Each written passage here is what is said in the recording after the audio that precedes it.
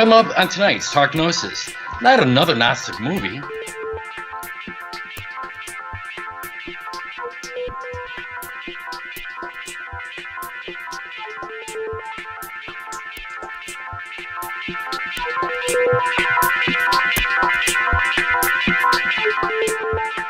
Welcome to Talk Gnosis for December 4th, 2013. I'm Bishop Kenneth Canterbury, and joining me as usual is my lovely co-host, Bishop Lainey Peterson. How are you this evening, Lainey?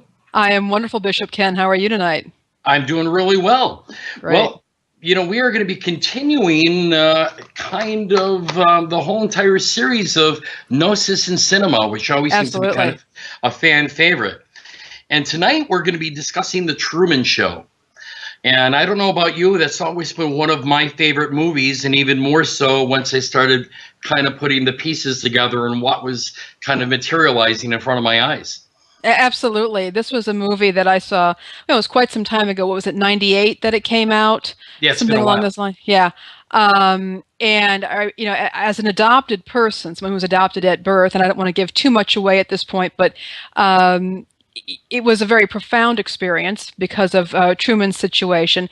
And it wasn't until recently that I began to see the very real, the religious, the spiritual, the Gnostic implications of this film. And we do want to warn everybody, there are going to be spoilers in this show. So if you have... Spoiler alert!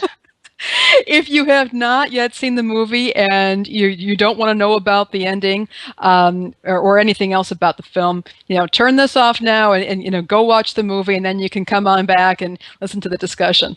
Yep, hit the pause. Don't shut us off. Just hit pause, watch the movie, and come back. Well, again, spoiler alert. I found some of the things just kind of interesting off the bat. I mean, even the name itself, Truman. Yeah.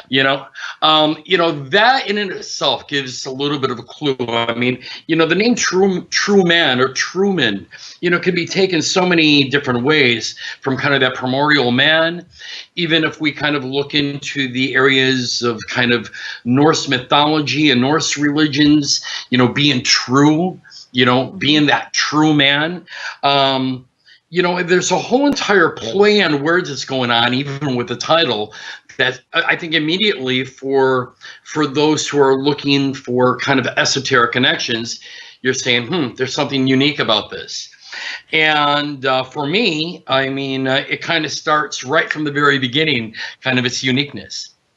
Absolutely. And just to give kind of a brief synopsis for those who aren't that familiar with the movie and have decided they don't mind spoilers, the idea behind The Truman Show is that a baby born to an unwed mother is adopted by a corporation. And they take this baby into a dome in Los Angeles, which has essentially an artificial city in it. And it's a reality show. There's cameras everywhere, and everybody just gets to watch this baby, Truman, as he grows up. And Truman does not realize that he is being filmed, and that everybody in his life, including his own parents and eventually his wife, are all actors. Right. So this is it's a reality. It's a movie about a reality show in which the central character only knows this as his only reality. And going back to what you said, Bishop Ken, about the true man, I keep on going back to the work of Mr. Gurdjieff, but in Fourth Way, we talk about somebody being a man, not in quotation marks. The idea of somebody who has gotten past their mechanical self and who has come into their own and become an individual in their own right, as a man, not in quotation marks. So there's certainly so many connections here between him becoming, throughout this movie, a true man, and he struggles a great deal to get to that point. Oh, absolutely. How, I guess, for a lot of us who especially are looking at it kind of in the Gnostic mythos, is that you've got this idea of Truman being brought into this material world by the creator, in this case, the producer of the show, and he has no sense at all that the world that he is in is all an illusion. Everything to him seems as normal as our normal everyday life. His friends, his associates, his schools, what he feels in his heart, the love he feels for people, you know, and he doesn't know that this little kind of beach town that he lives in, that there's anything really beyond that. This is his world. This is his universe. And for Truman, at the beginning stages of the movie, he's perfectly happy being Truman. You know, there is nothing in his world that gives him any clues in the beginning that there's anything that may be different, that there's anything that he's missing in life. But gradually that changes. It does. And the interesting thing is, you know, the producer, the creator, he's not actually a creator. It's kind of a first lie there. He didn't create Truman. He is not Truman's biological father, and he certainly didn't build the dome. He didn't create the actors. He didn't create the sets. The only thing that he's created is the program. True. Or the system. Yes. And that giving a false consciousness to Truman. Everything around Truman is a flesh and blood person. And the actors are flesh and blood, and there's material around him, but he has a completely warped understanding. And moreover, I think we can also argue that the actors and the crew have all themselves imbibed on this false consciousness because they're contributing to it, and they clearly are not having that much of a moral quandary. So he's created a system and a program, but he has not actually created anything material. He's just created this way of thinking. You're absolutely correct. And again, you know, how can we take parallels with that, with kind of the idea of the demiurge? This isn't, you know, the material universe, you know, this Hylic nature that we know. You know, this wasn't from his power. This was something that was stolen. And the producer steals this child. I mean, did he literally steal? No, it was a deal with a corporation where they adopted this child. But there's nothing that is truly of his own creation, as you pointed out. He's producing this show, and gradually, what happens to Truman? You know, as he matures, as he starts becoming a man, he starts noticing some inconsistencies. You know, it wasn't like this huge epiphany where you woke up one morning like, oh my God, this is fake. He starts noticing a little bit here and a little bit there, and starts putting and weaving kind of pieces of the puzzle together, where he starts kind of seeing that this illusion that I'm living in is an illusion. I need to find out the truth. So then all it starts becoming a quest. It does become a quest, and of course, the creator and his minions do everything that they possibly can to buffer Truman from the glimpses that there's something not right, that there's something that's saying to Truman, something's not right here. And in many times they will use things that will just calm Truman down, but they will also do things that are extremely traumatic. Like they didn't want Truman getting anywhere, trying to travel across water, so they kill Truman's father, the actor playing Truman's father, in a boating accident, which is a horrific, just a horrific violation of this child's psyche. Sure. But they're perfectly, you know, the creator's perfectly willing to do that if that is what's necessary to keep the program going. But then later, what happens with the father? You know, there was some love there. Right. And so you start having some inklings coming in, and so you have Truman being awake and alert, looking around, sees his father, and his father has snuck onto the set, and of course they bring his father back, saying his father had amnesia. But you know, this man, even though he may have been twisted ethically to begin with by participating in this show, something occurred in him that he actually, I think, had love. And of course, we saw this with the actress that Truman actually falls in love with, and she's the one who's rallying on the outside. So there was something within the larger system, but outside the interior system which had Truman the most trapped, agitating on Truman's behalf, which I think is very interesting, particularly when she's praying at the very end. It was for Truman's decision to leave. So to me, the notion of that there is maybe some outside help available, I think, is important for those of us who are seeking further knowledge of the divine and trying to escape a false consciousness, that there might be love outside us that can help us on that quest. And I thought it was kind of interesting on that point, this woman who's praying for him and who's kind of cheering him on to find the truth, this kind of one who's helping, like in his redemption, is female. And I think, again, that kind of plays into the idea of both the divine feminine, the ideas of Sophia. I think there's many things that kind of come into play, even, kind of with that, kind of interaction. It's interesting, though, that these buffers, and we mentioned a little bit kind of like the buffers, like the sea, the ocean, and even that in itself, the idea of this great sea, this ocean that divides him from the truth. You think of almost like in Kabbalistic terms, the idea of the great sea or ocean can be thought in some ways of either that great abyss, or sometimes even, in kind of that concept of Bina, of understanding. And for Truman, he must cross the sea before he gets to that stage, before he's finally able to walk out and see the truth for himself. He may have thought at this point. At this point, it's all kind of what I call, head gnosis.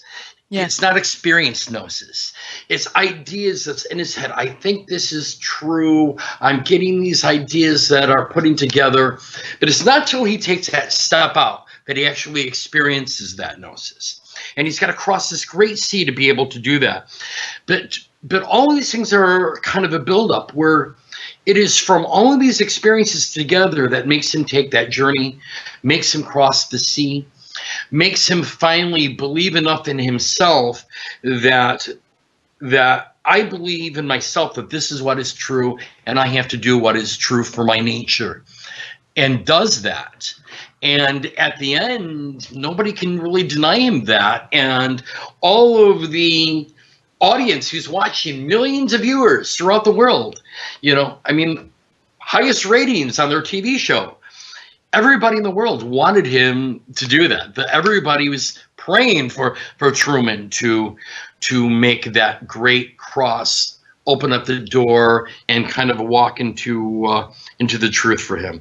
And I think that says something too. It's this kind of principle of, even when we are aware that there may be millions out there who are kind of praying for our salvation, for lack of a better word, that we don't know what other forces and powers are out there assisting us.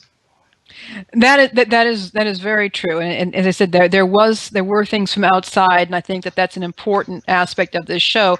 I do think it interesting that the creator's final buffer was revealing himself to Truman, saying, "Okay, this is what's going on, but hey, you're safe here.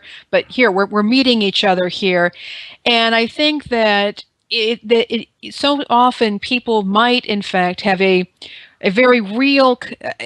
When you're struggling on this quest for gnosis, or you're struggling on this quest to know the divine, it can be so easy to get turned around at the last moment by something that seems real. And that's why you have to test the spirits. Right. That this man was not promising Truman liberation. He was promising Truman comfort. Right. And that's different from liberation. Now, the one thing that I do think is important, though, is that while I was very happy when Truman left, Truman was leaving this very insulated and protected world for a world that allowed all this to happen. Right. And that sat around watching this happen. So there's a step to liberation. But now he's going to be out in another kind of system where he may appear to have more freedom, but the oppression is still there. It's obviously a very dystopian society. And so now he's got a whole other struggle. And I think that for those of us who are on this path, something that we have to understand, that we're not going to have that final rest. We think we get to one point, we're out of it, and we can sit back and relax. It's not the way it works. Now he's got an even bigger struggle.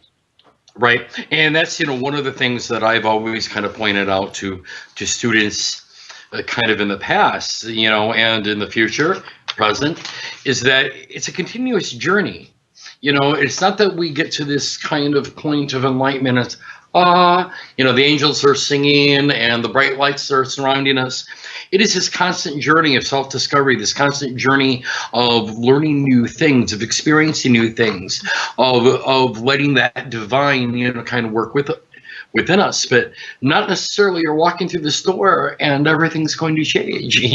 Sometimes when you open that door and you walk through it, your struggles have just started to begin. Yes, absolutely. Absolutely. Well, it's again, one of these shows we could be going on for a lot longer, but we need to be getting wrapped up here. Well, definitely one of my favorite subjects. Yeah. I think, I can see why the viewers like this idea of Gnostic themes in cinema, because, in current cinema, there has been a lot of these themes that really kind of, I think, speak to many different archetypes with people. Absolutely. Absolutely. Okay, we do have a little bit of news. If you are in the Chicago area, the parish of St. John the Revelator is, which is part of the Apostolic Joanite Church, is having its holiday nosh and study group on December 14th. If this is of any interest to you, your first beverage will be free if you decide to join the group, and I'll be making an appearance. Deacon John DiGilio will be is hosting, and he has been a guest on this show in the past. And if you're interested, you can visit our meetup group at meetup.com and just look for Parish of St. John the Revelator, and you can find us on there. So I want to thank you. Sounds like a lot of fun. Yeah, it's going to be a lot of fun. It's always a great time. Always a great time. Well, I just want to mention to all of our fans and watchers, make sure, you keep watching us on YouTube. Make sure to leave comments in the comment section. We always appreciate your feedback on Facebook. Give us a like. Drop us a note at talkgnosis@gnosticnyc.com. We do appreciate all of our viewers out there. And we've got another really exciting show coming up next week for the 11th. You want to tell us a little bit about that, Lainey? Yes. Catherine Diedrich of Quadrivium Supplies will be joining us. Catherine specializes in the creation of ritual oils, and she'll be talking about the use of scent and rituals and working with candles and oils together. So I think it's going to be a great show, very practical for anybody who uses scent or candles in their rituals. So that's really exciting. And awesome. We've also got another special guest on December 18th, Bishop Martin Jacobs, who is incredibly knowledgeable on all esoteric topics, will be discussing Christian theosophy and Martinism with us. Yeah, and that should be a good show. Martin I've known for a long time. In fact, a big thumbs up. Him and William were my first primary consecrators many years ago. So, big thanks to Martin for that. And Martin and I used to work together in a Martinist lodge. In fact, him and I, if my memory serves me, we even received our SIs together. So it should be a really good discussion, especially for our viewers who aren't familiar with Martinism. Absolutely. Okay, then. Well, I want to thank everybody for joining us again, and this has been a production of the Gnostic NYC Network. If you enjoyed this show, please share it with your friends, click the like button, and subscribe to our channel. Opinions expressed on this program do not necessarily represent the views of Gnostic NYC or any other organizations. No animals were harmed during the production of this show. And for more Talk Gnosis, tune in every Wednesday for new episodes. Thank you so much. Thank you. Good night, everyone. See you next week. Good night.